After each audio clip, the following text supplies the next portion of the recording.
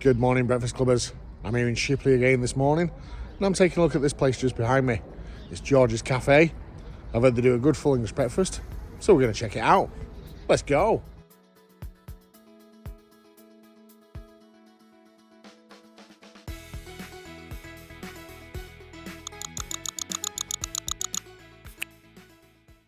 Yes, today I'm again in the small town of Shipley, West Yorkshire, and I'm here to check out the full English breakfast at this recently established and popular cafe situated on the edge of the town centre precinct. Aside from the vegan and veggie options, there's a small and the big breakfast on the menu. Of course, it's going to be the big one for me, which consists of 2 bacon, 2 sausage, 2 fried eggs, beans, mushrooms, hash brown, black pudding, tomatoes, and 2 slices of toast or 1 fried bread. I've opted to swap one of the slices of toast out for a slice of fried bread here at no extra cost. Drinks are extra, and as usual, it's a mug of tea for me, priced at £2. It's just after opening time, and already this cafe is beginning to fill, so I find my seat, get comfortable, and I don't have to wait very long for my breakfast to arrive. So it's time to tuck in. Perfect. Thank you. Cheers. And this week we've got another classic local cafe layout with the beans and tinned chopped tomatoes served directly on the plate. The sausages and the hash brown are doing their best to act as a barrier, keeping those watery tomatoes from travelling too far. There's a great contrast in colour all the way round, from the deep black of the pudding to the brilliant whiteness of the fried eggs, giving the plate a lively, well-balanced look from the very start. Score 9 out of 10. Let's start breaking things down then with the tomatoes. There's a generous portion here, and as expected, they've got a good heat to them. There's plenty of tomato flesh, and it's not overly watery or flooding the plate, which is always a relief when tin chopped tomatoes are involved. Flavour-wise, they lean more towards a sweet than tart, making them a really pleasant, warming start to the breakfast. Score 8 out of 10. Next up, we'll take a look at the mushrooms. And there's a fair few thinly sliced mushrooms taking up centre stage this week. Rather than being the watery type we often find, these are actually a little on the dry side, which is a bit of a welcome change. The texture is good, they hold the bite, but flavour-wise, they're lacking a bit of oomph, and they do need a dash of pepper to help them along. They're decent, but not quite top draw. Score 6 out of 10.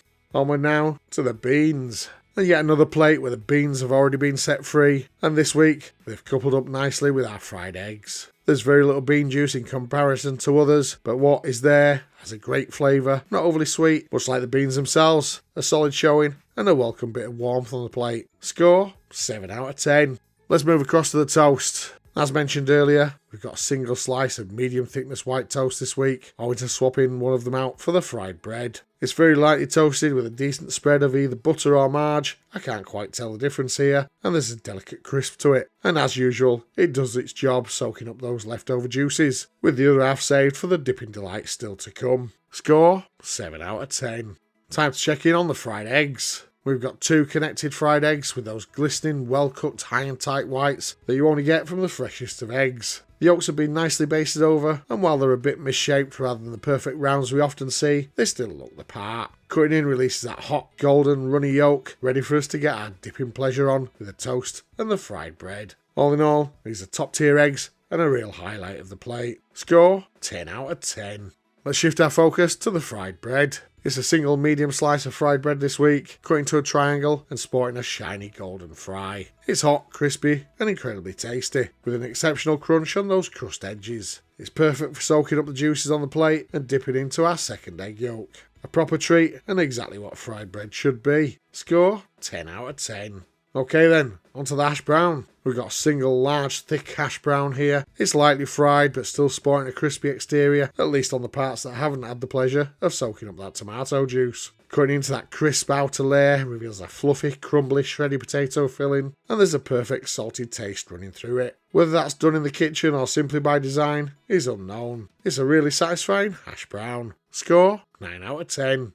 Now, turning our attention to the bacon. We've got 2 large, lightly griddled rashers of bacon, each carrying patches of seared colouring from the cook. The fat hasn't crisped up, but it still brings plenty of flavour, melting into the meat in that rich, savoury way only good bacon can. The loins are thick, moist, and full of depth without tipping into that salty territory. Very enjoyable bacon indeed, though a touch more crisp on the fat would have pushed it into perfection. Score 9 out of 10.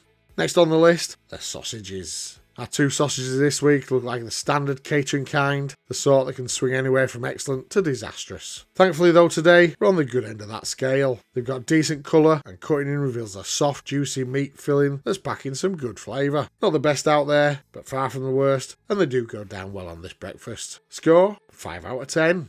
Time now for the black pudding. Our single black pudding round has a good looking texture, visibly moist and sporting those big chunks of pork fat we all love and expect. It's soft when cutting through and very crumbly, the kind that almost falls apart the moment the knife touches it. As it hits the palate, it melts down beautifully, releasing an excellent savoury flavour that really floods the mouth. A really satisfying piece of black pudding. Score 9 out of 10.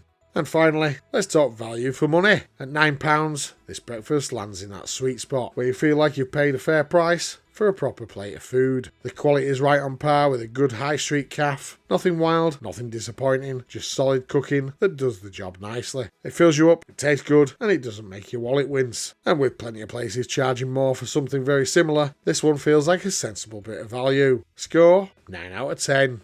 Time to tally up the points now then, and after chucking all those scores into our number cruncher, George's Café comes out with a total of 98 points out of a maximum of 120. So converting that into percentage, today's final Breakfast Club score is 81.7%, putting them just inside our great rating bracket. Looking at the leaderboard now, and although that's a standout score today, unfortunately he just falls short of making it into the top 10. It's still a great effort though, and one that should be applauded.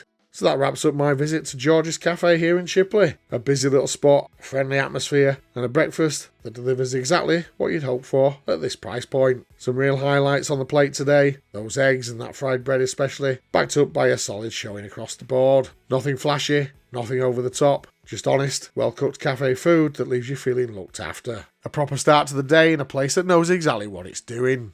So if you've enjoyed this video and you like what we're doing, the best way to support us is to like, share and subscribe. It's free to do and really helps the channel grow. And as always, may your bacon be sizzling, your fried bread golden and your yolks runny. Thanks for watching and be sure to check out one of our other reviews showing on screen right now. So that was my breakfast here at George's this morning. What do you think of that one? Let me know in the comments. Thanks for watching. Bye for now.